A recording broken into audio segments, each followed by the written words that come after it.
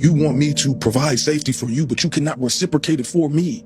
I deserve to feel safe too. A number of black men internally, their internal world is not safe.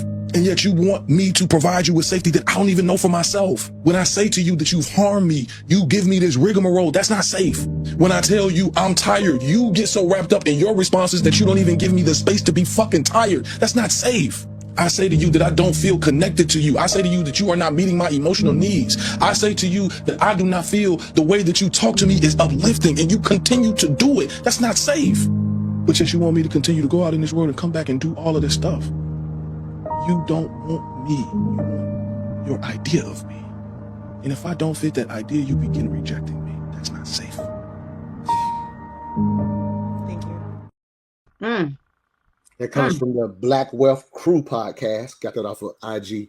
Very powerful. I posted it on my page a few weeks ago and just said, and I personally said, I'm not sure how I feel about this. And I'm saying that having experienced exactly what he's talking about. Like I personally have experienced that. And so when you say you're not sure how you feel about it, do you mean you're not sure what feelings come up for you, or you're not sure what your opinion of it is? The second, the latter, to a degree. Okay. That's what I posted when I posted it, right? Okay.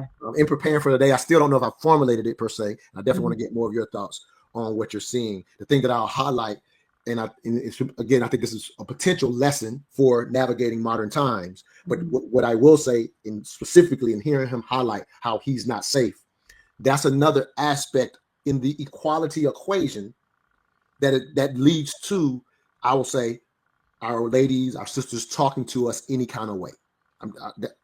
And in a sense, it comes from being in, if you will, the job market on the same level and having to compete for jobs, which makes sense, and being competitive and having to compete for positions, which is fine. But you get used to dialoguing with your opposite in a way that historically didn't exist. And now it gets normalized. And because we don't consider some of those differences you and I were just talking about, if we're going to get deeper on a psychological level, sometimes you can bring that home, and it's a lack of understanding of how we're left unsafe when it's the how you speak versus what you're saying. It ends up becoming an issue. For example, even if I make a mistake, there's a how you speak to me that I'll hear it and want to respond. You're my lady. I want to keep you safe. I want to make it right. It's my nature. You know, we like to please you. There's a how you can say I made the mistake, but there's a how you speak to me that I'll never hear it because of how. So that's what comes up for me when I hear that cut. Go ahead, Queen.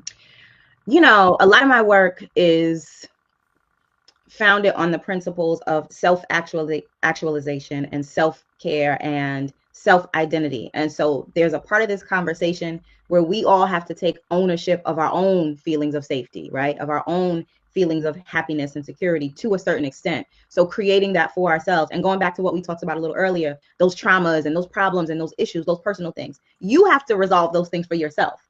Because when you get into a relationship, those things are only going to be mirrored and be exacerbated, right? So that's the first part of the conversation, just making sure you're acknowledging your own experiences, resolving any residue and things like that.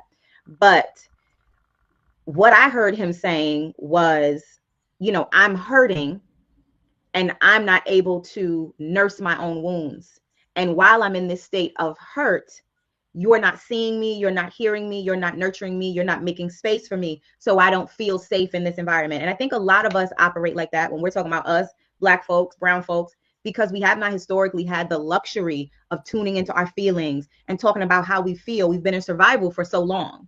And even those of us who are intellectual and evolved and all those things, we still kind of get caught up in that trap. I remember a number of years ago, my husband, who is like healthy masculine and takes care of his family and not very emotional and all those things, said to me, you know, you make me feel like I can't be human. And that was something that I heard. It was like banging in my head. I was like, oh shit, like I'm putting so much pressure. I have so much expectation, all of these things. So the fact that he was able to tell me was an indication that he did feel safe, right? In one respect. Absolutely. Yep, absolutely. He was able to share Some that. men they can never say it. They can never let it out. So yeah, absolutely. Credit to you in that sense. Absolutely. Right. So in that way, but then also it made me so hyper aware of how we as women are always looking to men to save us, to rescue us, to create these things for us. And again, it's so fundamental that we do those things on our own. And as a mother to a son, I'm learning that in a new way now. So Mhm. much of those feelings of unsafety are not about the intimate partnerships that men are in, but it's about the relationship dynamics they have with their mother. Who were the women who raised them? What are those voices that are still playing in their heads? So again, it is this layering of emotional dynamics when it comes to women and relationships, and all goes back to that foundation that we talked about, right? Like we have so much work to do. Right.